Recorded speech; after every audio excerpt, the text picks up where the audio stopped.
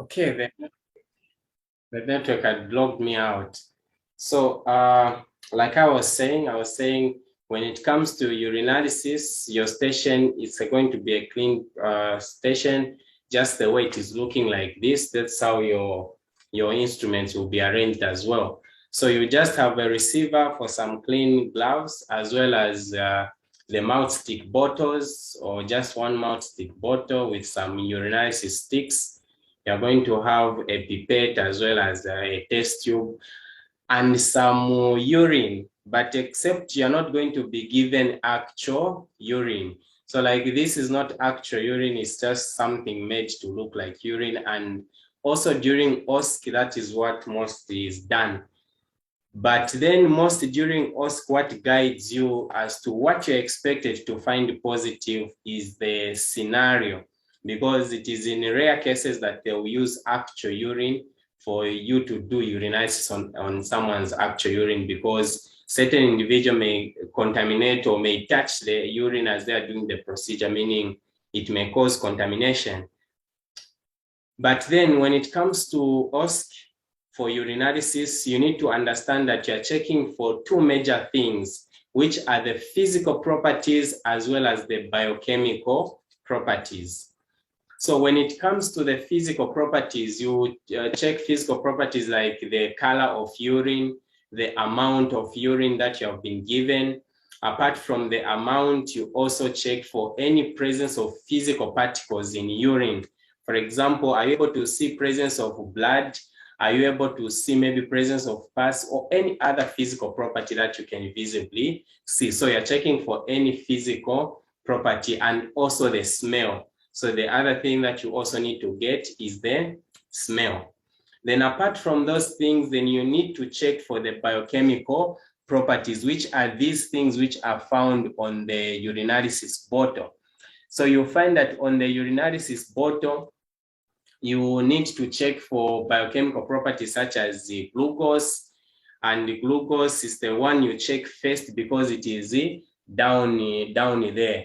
So you check from bottom coming up as you are using this particular urinalysis mouth sticky bottle. So you start from glucose, then from glucose, you check for bilirubin, ketones, specific gravity, blood, pH, proteins, urobilinogen, nitrate, as well as the leukocyte, which is always checked the last because you check leukocytes after 2 minutes. So mostly, like I said, they won't give you actual urine, but they may give you something looking like urine. So in this particular case, you find that maybe the scenario will say, this is Mr. Or Mr. Z who has been brought to your to your lab for urinalysis, or to your medical ward with suspected, let's say, renal failure, and you have been tasked to do urinalysis. So you find that because they have said renal failure, you may expect to have a low volume of urine as you do urinalysis. But maybe the scenario says Mr. X has been admitted for diabetes, meaning as you do your urinalysis, you already know to say, oh, what should come out positive in diabetes is glucose. The rest are going to be negative, but then glucose, you should mention it as positive, because they will not give you actual urine where sugar or glucose will come out positive. Sometimes the scenarios say this is a patient who has preeclampsia, meaning hypertension in pregnancy. So for when you're doing urinalysis for preeclampsia, you find that you need to mention that proteins are positive, because once you see positive proteins in urine in a woman who's pregnant, it indicates hypertension in pregnancy. So if the scenario says you are doing urinalysis on a patient who has preeclampsia, meaning you should be expected to mention proteins as being positive. Sometimes the scenarios may say this patient has a suspected liver failure, for example, liver cirrhosis, where there is a severe inflammation of the liver tissue. So in those particular cases, again, you will find that you may be expected to mention as urobilinogen being present in urine. Apart from that, also bilirubin can also come out positive because of the damage to the liver, which cannot properly conjugate and excrete the bilirubin. Therefore, you see that urobilinogen as well as proteins may come out positive. Then, so these are some of the things that they may ask you to do, but then they won't give you urine where the test will come out positive in that particular manner. So it's more like you imagine based on how the scenario has been phrased. Okay, so now let's say the scenario reads, Mr. Z has been brought to your screening room or to your medical ward with suspected diabetes. Task: perform urinalysis to confirm the diagnosis. So in this particular case, you are going to, okay, so in this particular case, you are going to, as usual, sanitize. Once you read the scenario, you sanitize, and after sanitizing, you go to the patient to get permission. So in this particular case, the scenario becomes your patient. So you're going to face the scenario and get permission from the patient. So you will say, Mr. Z, I'm student number 852. I've been assigned to perform urinalysis so that we can confirm the diagnosis of diabetes, which was made earlier. Can I go ahead? Anything I can do for you around here before I proceed? Thank you. I'll be back to tell you my findings. So after you get permission in that manner, you sanitize. Then after you sanitize, you even come to your station like this one. So once you come to your station, you'll find that there's going to be 2 receivers or kidney dishes. One, you need to pour 0.5% chlorine for immediate decontamination of these instruments after you use them. So you just get a bottle labeled chlorine, and you're going to pour it on one of the receivers like that. Then the other one is just left in that particular manner. So this one is also going to have a tissue. So it will have a small tissue where you can use to rub the back of the mouth stick after you dip it in urine. Then the other one you pour chlorine. Then from there you can now don in the examination gloves. So once you don in the examination gloves, the first thing that you're going to start with is to assess the physical properties before you go to the biochemical properties. So on the physical properties, the first thing you start with is to mention the volume of urine. So you place the graduated jug with urine on a flat surface and say the amount of urine is, in this particular case, this has 150 mils. So the amount of urine is 150 mils, which is normal. From there, you go on to smell the urine. So you need to smell the urine and get the smell of urine. So you're going to say, okay, the urine has an acetone smell. So if you're examining urine for a diabetic patient, the urine is going to have an acetone smell. And an acetone smell, it looks like when someone has not eaten anything this morning and you're speaking to them close by, you feel like they ate a flavored sweet, but then it doesn't feel like a flavored sweet and it irritates your nostrils a bit. That is an acetone smell coming from the breakdown of fats. So for smell in diabetes, you're going to say the urine has an acetone smell. Then if it is just routine urinalysis, there's no problem mentioned in the scenario. The normal smell of urine, it should have a smell of aromatic. So aromatic is a normal smell of urine that you should get, but in diabetes, we are saying the smell is, it has an acetone smell. So after feeling for the smell of urine, you are now going to transfer the urine from the graduated jug into the test tube there. So you get urine using a pipette and drop it into the test tube in that manner until you feel it. Okay, the reason is because there are certain, so once you feel it, this pipette goes direct into 0.5% chlorine in that manner. The reason you transfer urine there is because you need to finish up with other physical properties like the color, as well as any presence of any physical properties, of which you can only check it in this particular test tube, and you take it on a white surface. So you find that where you're doing urinalysis from, they will stick a plain paper on the wall, meaning that you take this particular urine on a white surface, or if they have not stuck a plain paper on the wall, just get a plain paper which will be on your station and press it behind the test tube so that you can observe any physical properties. So in this particular case, we are going to say the color of urine is clear amber but looks concentrated. So you find that in diabetes, the normal color of urine is supposed to be clear amber, but in diabetes, it is the most concentrated. So that you are just going to say the color is clear amber, however it looks concentrated. There's no presence of pus that I can see, or blood that I can see, or any other physical properties like stones.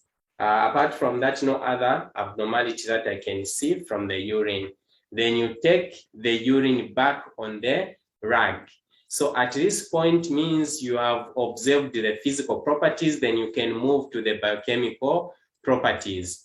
So at this point now, you are going to remove a glove of your dominant hand. So if you are left-handed, you will remove a left-hand glove. If you are right-handed like me, then you remove a glove of your right hand, then you discard the glove. So you find that on your station again, you are going to have a plain paper which you are going to use for recording the findings. This is the reason why you remove a glove of your dominant hand, because there's a point when you need to document. So if both hands are still gloves, meaning it will be hard for you to document. That's why you remove a glove of your dominant hand. So when you remove the glove of your dominant hand, you're going to pick the mouth stick bottle and open it like that. And then you do like that, and then pick one stick from there. So you're going to pick a stick in that manner, except they are flipped. So you pick a stick. Once you pick the stick with the gloved hand, and then once you pick the stick, you can even compare whether the color codes on the mouth stick are matching the color codes on the mouth stick bottle. So you are going to say, okay, the color codes match, and this mouth stick bottle is expiring in 2024. It's potent for use. Then you even dip the mouth stick in urine just for 2 to 3 seconds. So after dipping it for 2 to 3 seconds, then you are going to wipe the back of the stick on the tissue that is provided on the other receiver. So you just wipe the stick like that to remove the excess urine. Then from there, you start now comparing whether the color codes are changing or not. And for the mouth stick bottle here, it is saying you start from the bottom as you continue going up. So we start from here, then we are moving up, comparing whether the colors are changing. So in this case, the first thing that is down here is glucose. We are going to compare. So I'm going to say, okay, glucose is positive. And when we say positive, there's a number against each positive sign. So when documenting, you pick that particular number where a plus is. So you pick any number because the scenario said this patient is diabetic. So we want to confirm the diagnosis. So we pick, okay, glucose is positive. Then from there, you continue moving up. The next one is bilirubin. Bilirubin is negative. Then you move to ketones. Okay, ketones are positive. You find that also what gives that acetone smell is because of breakdown of fats, and fats, when they are broken down, the end product is a ketone body. That's why also in DM, you find that ketone bodies are going to come out positive. Then you move to specific gravity. Okay, specific gravity is high. So you'll find again that in diabetes, the specific gravity in normal urine is supposed to be 1.00. But in diabetes, because the urine is highly concentrated, the heaviness of urine increases, which is the specific gravity. So you're going to say the specific gravity is high, then your blood is negative, pH is normal, proteins are negative, urobilinogen negative, nitrite negative. I will therefore check for leukocytes after 2 minutes. Then you even place the stick on the tissue like that, and you get the pen and document, because leukocytes, you can only check them after 2 minutes. So as you are waiting for 2 minutes, you're even documenting to say, oh, the volume was 150 mils. Then from there you say smell, acetone. Then from there you move on to other things like color, clear amber but concentrated. Then you talk about no other physical properties like blood or pus. Then from there you even just record the one which has changed. You will say, oh, glucose positive. Then apart from that, you're going to say ketones also positive, because those two have seen them to be positive.